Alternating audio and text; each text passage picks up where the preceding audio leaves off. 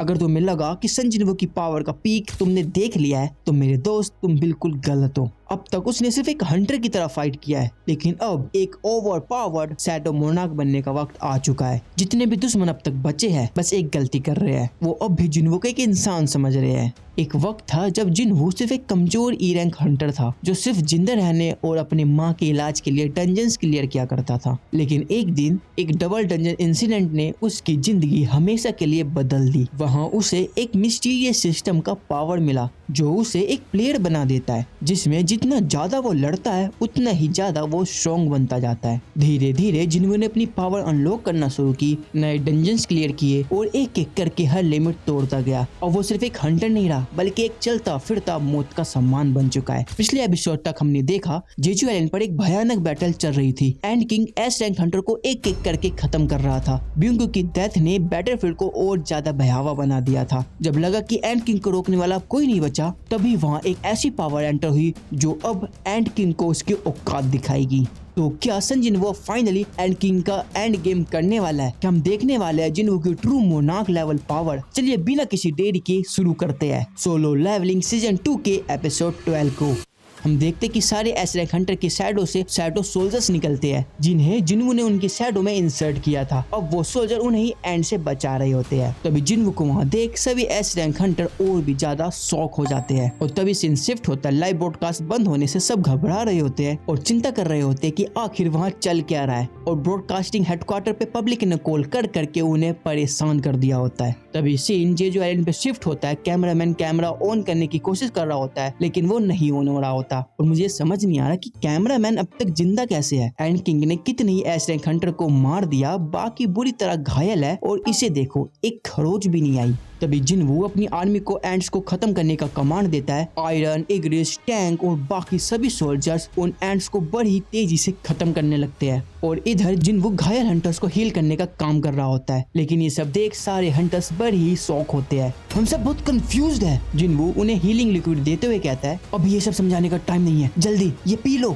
सारे हंटर्स वो लिक्विड एक एक करके पी लेते हैं और उन सब के जख्म जल्दी हील होने लगते हैं। शाहीन की खराब हालत देख जिनवो उसे हीलिंग लिक्विड पिलाता है लेकिन उसका उस पे कोई असर नहीं होता क्योंकि healing liquid serious injuries heal नहीं कर पाता। वो वहाँ से निकलने जा ही रहे होते और तभी वहाँ एंड की एक और वेव आ जाती है। ये कितने सारे हैं, एक के बाद एक इनका झुंड आता ही चला जा रहा है। जिनको ये देख बहुत गुस्सा हो जाता है और तभी सीन हंटर एसोसिएशन पे शिफ्ट होता है। हंटर गो को सब बताते हैं कि ब्लैक एंड के अपेयर होते ही लाइव ब्रॉडकास्ट बंद हो गया और अब तक ब्रॉडकास्ट बंद ही है। हंटर गो उन्हें ये प्रॉब्लम जल्दी से जल्दी ठीक करने का ऑर्डर देते हैं और खुद को अंदर ही अंदर कोसते हुए कहते हैं इतना हेल्पलेस और कमजोर मैंने खुद को आज तक कभी महसूस नहीं किया, भगवान उन्हें बचाए रखे। और इधर जिना टीवी ठोक रही होती है, ये टीवी को क्या हो गया, ये ब्रॉडकास्ट बीच में क्यों रुक गया। फिर वो अपने रूम में जाती है फोन से पता लगाने की आखिर चल क्या रहा है। और जेजू आइलैंड पे जिनवो की शैडो आर्मी के हाई रैंक शैडोज उन्हें बड़ी आसानी से खत्म कर रहे होते हैं, लेकिन वहीं लो रैंक शैडोज उनसे बड़ी आसानी से हार भी जा रहे होते हैं। ये देख जिनवो उन मरे एंड्स को अपनी शैडो आर्मी में ऐड करने की सोचता है, लेकिन सबके वहाँ होने के कारण वो ऐसा नहीं करता। वो सारे एस रैंक हंटर्स को कहता है आप सब टस के पीछे रहो और यहाँ से निकलने का रास्ता बनाने के लिए उसकी मदद करो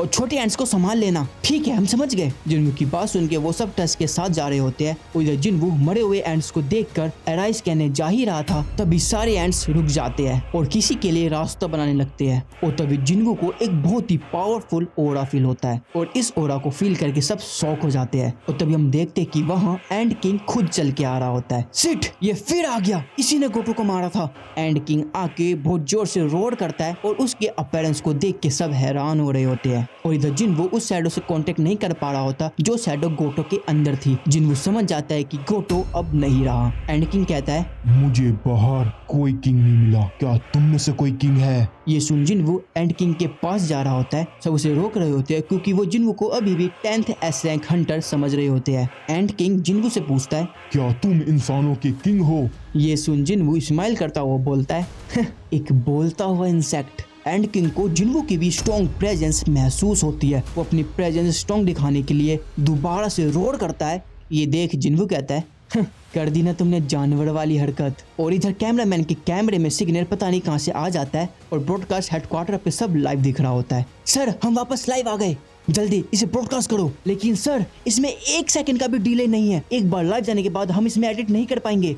मुझे परवाह नहीं, ब्रॉडकास्ट अभी करो। और तभी सब लाइव हो जाता है। 10th एस रैंक हंटर यानी जिन्वो को एंड किंग के सामने देख के सब शॉक हो जाते हैं। और इधर जिना भी फोन पे लाइव देख के कहती है, भैया वहाँ कैसे गए? वो तो पार्क गए थे ना मम्मी। जिन्वो को वहाँ देख हंटर को बहुत ज्यादा एक्साइटेड हो जाते हैं और अपनी चेयर भी तोड़ बैठते हैं। और इधर जिन्वो और एंड किंग के बीच की फाइट धीरे धीरे इंटेंस होने लगती है। जिसके सामने सारे एस रैंक हंटर बेबस थे, उसी को जिन्वो उनके सामने धो रहा होता है। ये देख सारे हंटर्स कंफ्यूज हो रहे होते हैं कि जिन्वो मेज टाइप हंटर है, मैजिक टाइप है या फिर अटैक टाइप है। जिन्वो उस पे एक जोरदार पंच मार देता है जिसका इम्पैक्ट इतना ज्यादा होता है कि एंड किंग कई कदम घसीटता हुआ पीछे चला जाता है। इतना ज्यादा पावर देख एंड किंग शॉक हो जाता है और दोबारा उस पर अटैक करके कहता है, आखिर ये इंसान है कौन? जिन्वो और एंड किंग दोबारा एक दूसरे पे पंच मार देते हैं जिसका इम्पैक्ट जबरदस्त होता है। और तभी एंड किंग अपनी टंग से जिन्वो के फेस में पॉइजन इंजेक्ट कर देता है। जिन्वो उसके सामने थोड़ा डाउन हो जाता है और तभी एंड किंग जिन्वो की गर्दन उड़ाने उसके पास जा रहा होता है। और तभी जिन्वो उसका हाथ पकड़ लेता है। सिस्टम का नोटिफिकेशन आता है, डिटॉक्सिंग कंप्लीट, जिसका मतलब जिन्वो के शरीर से सारा पॉइजन निकाला जा चुका है। फिर जिन्वो उसे ऐसा पंच मारता है जिससे एंड किंग पीछे जा गिरता है और वापस खड़ा होकर कहता है, मैं इसका इमोशन और एंजाइटी फील कर सकता हूँ, वो बिल्कुल मेरी तरह है। और इधर चाहिन की हालत और भी ज्यादा खराब हो रही होती है। जिन्वो without any single minute waste किए हुए एंड किंग पे अटैक कर देता है, लेकिन एंड किंग बच जाता है और हवा में उड़ने लगता है और मन में कहता है, ये मुझसे क्लोज कॉम्पैक्ट में काफी ज्यादा पावरफुल है और मेरा सबसे पावरफुल वेपन तो स्पीड है। तो इसलिए अब एंड किंग खुद को ट्रांसफॉर्म करने लगता है। वो अपनी बॉडी को और भी ज्यादा स्लिम करने लगता है और अपने नेल्स को और भी ज्यादा शार्प और बड़ा बना लेता है। और अब देखने में वो किसी डेविल से कम नहीं लग रहा होता। जिन्वो भी अपने सबसे पावरफुल डेविल्स बाहर निकाल लेता है। और अब इसके बाद जो लड़ाई होती है, क्या ही बताऊं, मेरे पास वर्ड नहीं है दोस्तों। The whole fight, the whole animation is freaking awesome.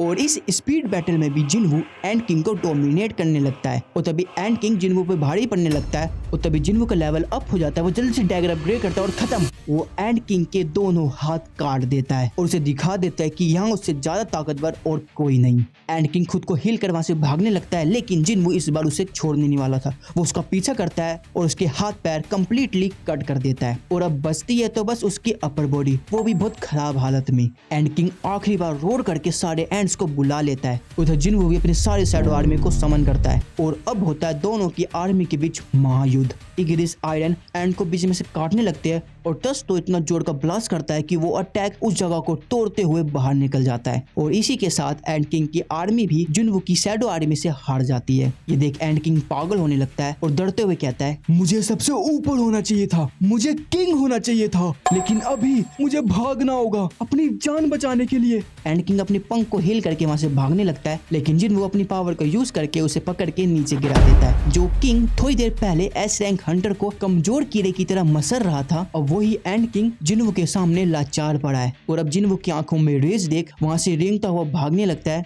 लेकिन जिन्वो इसे पूरी तरह खत्म करने के मूड में था। जिन्वो उस पे डैगर से इतना स्ट्रॉन्ग अटैक कर रहा होता है कि उसे पूरी तरह खत्म करने में ज्यादा टाइम नहीं लगता। और अपने किंग को मर जाता देख सारे एंड्स वापस जाने लगते हैं। जिन्वो दौड़ के चाहिन के पास जाता है और चाहिन की कंडीशन बहुत वीक होती है। उसे रेस्क्यू करके हॉस्पिटल ले जाने का भी टाइम नहीं होता। जिन्वो ये कंडीशन देख उसे एलेक्सर ऑफ लाइफ पिलाता है, लेकिन उसका भी चाहिन पे कोई असर नहीं होता। और तभी जिन्वो को एक आइडिया आता है और यहाँ ये एपिसोड एंड हो जाता है। हाँ यार, मुझे भी तुम्हारी तरफ बहुत गुस्सा आया था एंड में कि एपिसोड इतनी जल्दी एंड कर दिया। तो दोस्तों, क्या जिन्वो चाहिन को बचाने में कामयाब हो पाएगा भी कि नहीं, कमेंट में आप बता सकते हो। इसका जवाब तो हमें नेक्स्ट एपिसोड में ही पता लगेगा। तो मिलते हैं फिर नेक्स्ट एपिसोड में। बाय। और हाँ, मेरे दूसरे एनिमे रिकैप्स भी आप देख सकते हो, वो भी बहुत मजेदार है।